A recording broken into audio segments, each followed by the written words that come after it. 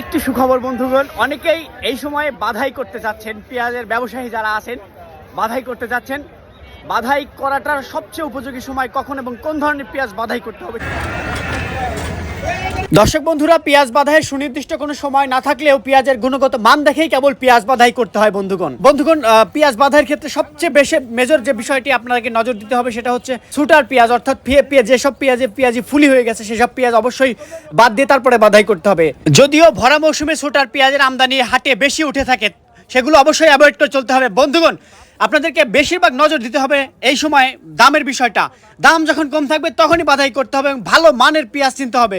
শুকনো পেঁয়াজ বাধাই করতে হবে। আমার হাতে এখন দেখতে পাচ্ছেন শুটার পেঁয়াজ, এই শুটার পেঁয়াজ বাদ দিয়ে আপনাকে বাধাই করতে হবে, নচেত কিন্তু ঘাটতির পরিমাণ অনেক বেশি দাঁড়াবে এবং লসের পরিমাণে দাঁড়াবে। যাই হোক, এখন বাজার দর টুকটাকে একটু কমই আছে, সামনে বাড়বে হয়তোবা।